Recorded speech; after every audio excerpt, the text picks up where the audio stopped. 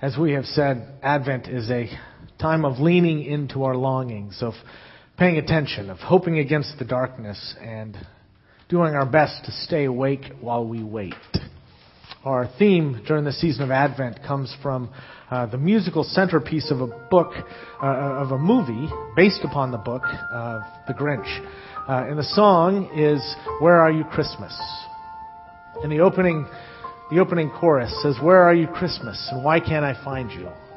Why have you gone away? Where is the laughter that you used to bring me?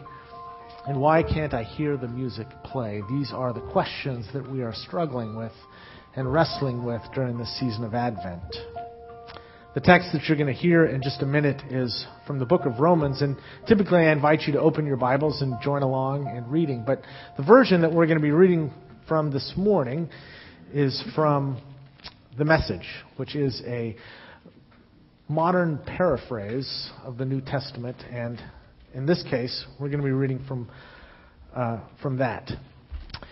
One of the things, as you hear this, that I want to invite you to remember is that much of the New Testament was written in a time and a place when both the writers and the original hearers were imminently waiting for Jesus to return.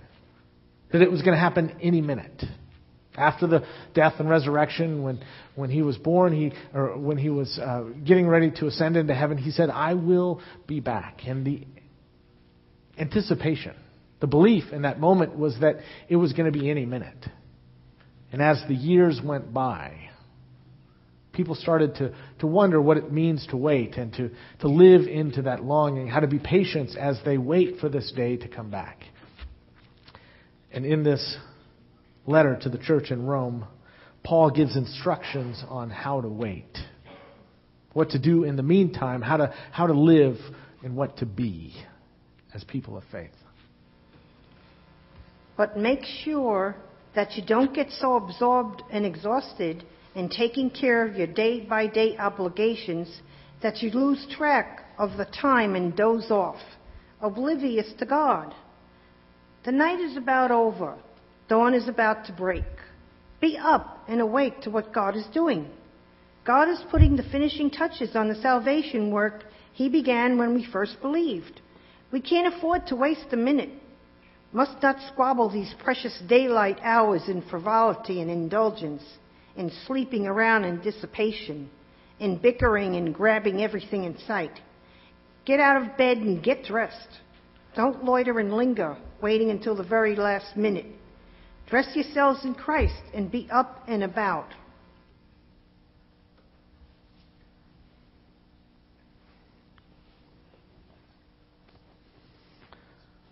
So where are you, Christmas? Why have you gone away? And implied in that, and when are you coming back? We are a culture that doesn't wait very well. Advent season is oftentimes for children and for those of us that are in touch with our inner children, it's a time that is somewhat torturous. The waiting. How many more days until Christmas? How much longer do we have to wait? It feels like it is this endless waiting for God knows what. Waiting for what might happen next, for the world to be what we always dreamed and hoped that it would be. My children are at an age now where they love riddles. They love to tell riddles. They love for me to tell riddles to them. There was one that I shared with them not too long ago that somebody else in the church had told me. It was, what do you get when Santa comes down the chimney when a fire is lit? Anybody know this one? Crisp Kringle. That's what that is.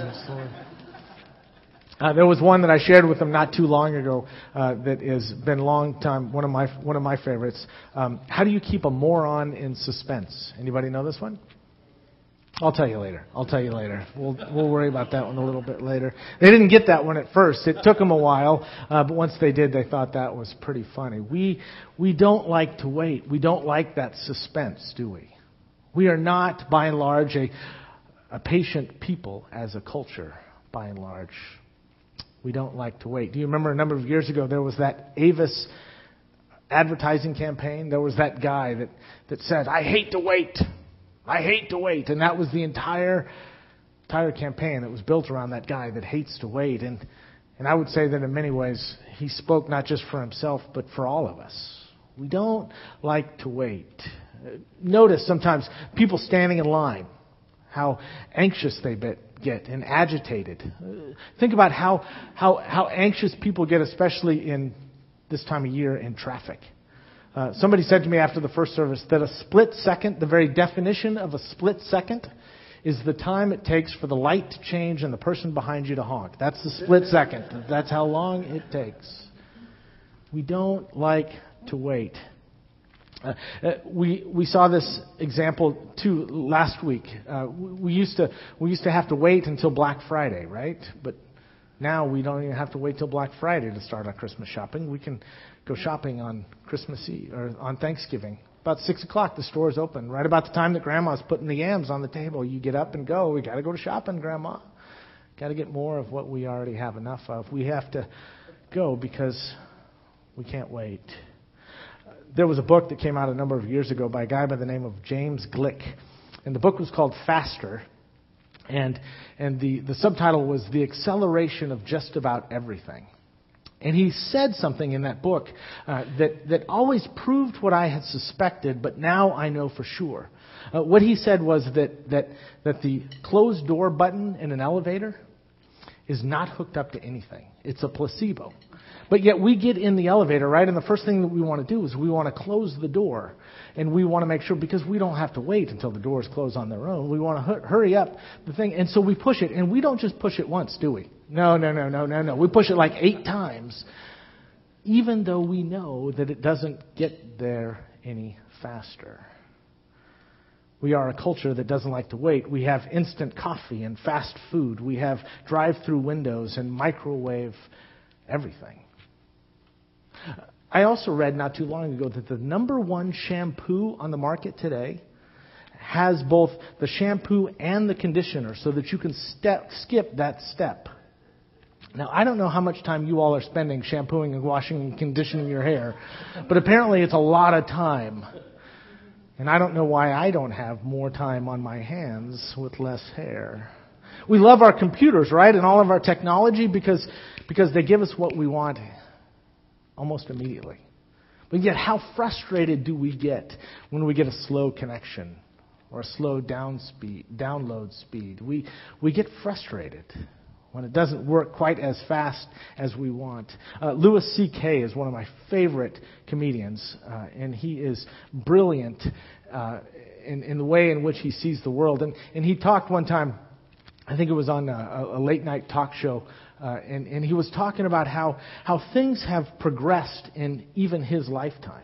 He says, when I was a kid, we used to have rotary phones. Do you remember rotary phones?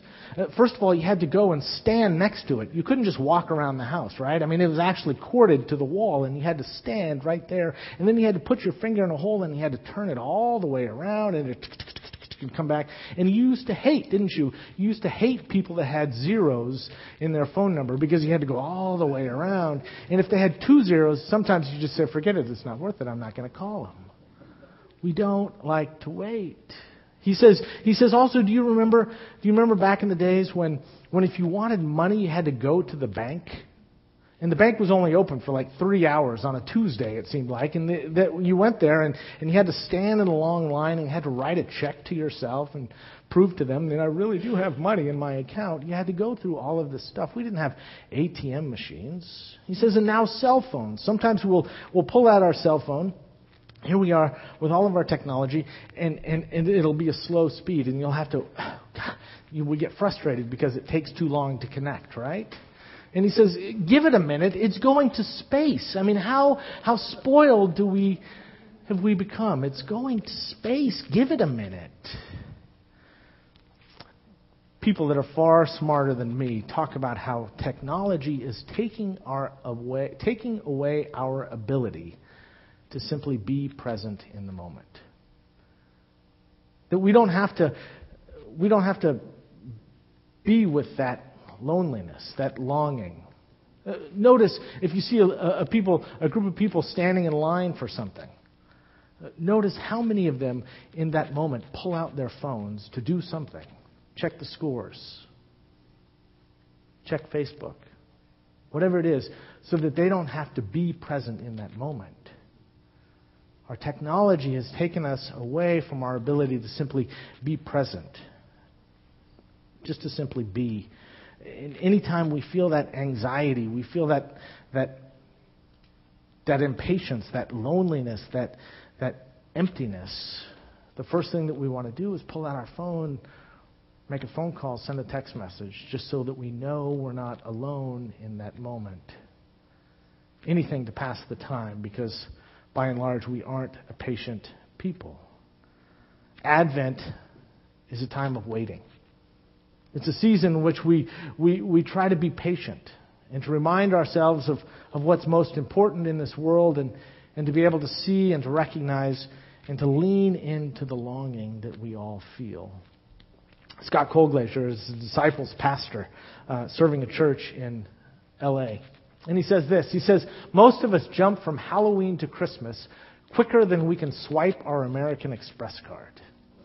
Yet you don't have to understand anything about theology to know what it feels like to wait for something. And that the waiting seems to go to the very heart of the Advent season. So this morning, I would just simply ask you, what is it that you are waiting for? What is it that you're waiting for in your life? What is it that you are longing for in your life? Colglazier goes on to say this. He says, some of us know what we're waiting for, and some of us think we know what we're waiting for, but we really don't. And still there are others of us who know we don't know what we're waiting for, but we'll wait anyway, because to abandon waiting would be tantamount to giving up on ourselves. What is it that we are waiting for? What is it that you are most longing for in your life? I would suspect that what most of us want most for Christmas can't be purchased, wrapped up with a bow and placed under the tree. That it's something bigger than that, something more profound than that. A number of years ago, I was going through a difficult time in my life, and I came across an article in the Christian Century. And the article was actually about infertility, about how people are going through, how there's this increase on infertility in our culture these days, and how difficult that is for people. Studies show, did you know, that studies show that the stress on a couple going through infertility is the highest level of stress than anything that they can ever explain. This desire, this yearning, this longing to have a child that doesn't come is the hardest, most stressful thing on a marriage and a relationship. This article talked about this, and they referred to it as an endless advent. This waiting, this longing. And many of us know about this endless advent, whether or not it's infertility or not. Maybe it's something else. Maybe it's something else, something more profound. You're simply waiting for those test results to come back when the doctor says, maybe we need to check that out. And now you're just waiting. Or maybe you're waiting for the phone to ring with that job offer that you so desperately want and maybe so desperately need, and you're waiting. Or maybe you're waiting for that special someone to arrive in your life, that person that you've been hoping for, longing for. Or maybe you're hoping and waiting for a child to come home or a spouse to stop drinking. Whatever it is, you're waiting not just for that result, but also for the waiting to end. Because the waiting, the not knowing, is the hardest part, isn't it? In what way are you experiencing your own endless advent? Waiting in the midst of the darkness. And this last week we saw once again, as the result of the protests of people who are angry and hurt, sorrow-filled, that are just standing up and saying, enough. Enough. And they are just longing for, tired of waiting for justice and equality. As I said last week, in light of what happened in Ferguson, and now I will say almost the exact same thing in light of what happened this last week in New York. I don't know what to say. I don't know what to say. In light of this, I simply don't know what to say. All I know is that my heart aches for those who are tired of waiting and speak out and protest and say, enough. We want justice. We want equality. We want hope. As I often do when times get hard, I turn to I guess you could call him sort of my therapist, Jon Stewart, who does the Daily Show.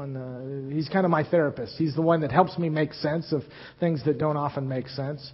He's a comedian that's also a talk show host he's just brilliant and profound.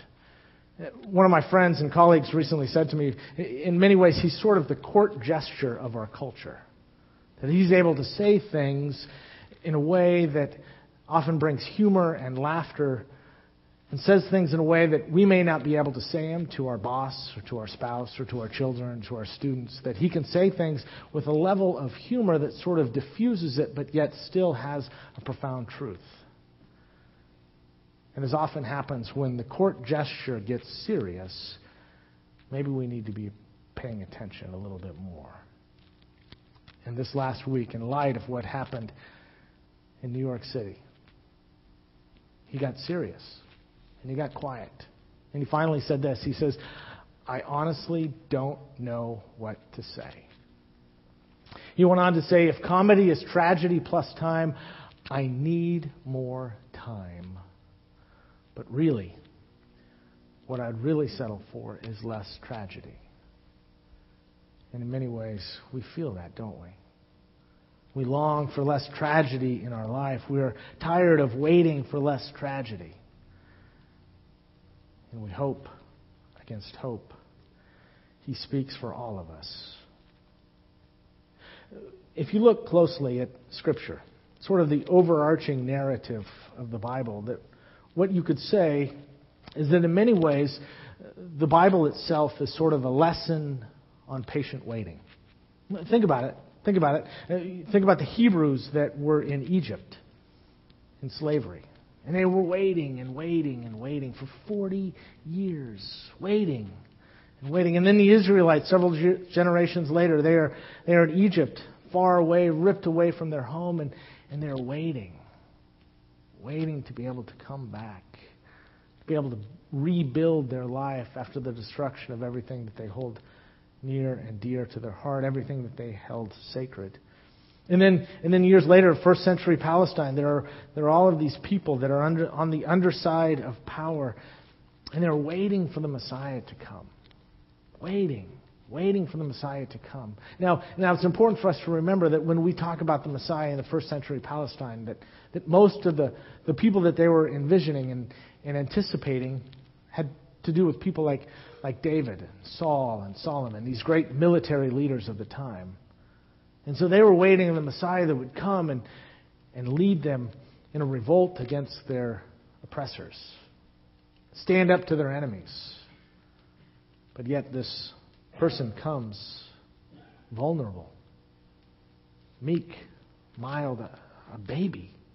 And he would grow up and he would say things like, turn the other cheek. I come in love. And do you remember what they said? They said, are you the one that we've been waiting for? Which is another way of saying, where's your sword? And where's your white horse? Are you the one that we've been waiting for? And then the early church, they're patiently, sometimes impatiently waiting for the Messiah to come back. You promised Jesus that you would return, and some of us quit our jobs, and some of us refused to get married, and we're just waiting. You said you were coming back, and when's it? Is it going to be today? They expected it to be imminent, to happen at any moment, and yet they had grown tired of waiting, the early church had. So Paul writes to the church in Rome and says, in the meantime, here's how to wait. What he says essentially is pay attention. Don't get caught up in all the busyness and all of the unimportant things in your life, but pay attention to what most matters. Be fully alive and let go of all of the things that are unimportant, or else you won't be able to have room in your life for things that are important. And I don't know about you, but I need that reminder this time of year now more than ever. We need to be reminded of what is most important in life. Do you remember what he said? He said we can't afford to waste a minute. We must not squander these precious daylight hours in frivolity and indulgence. We need to pay attention to what matters most, to be fully alive, to be fully present in all that is happening in our world around us.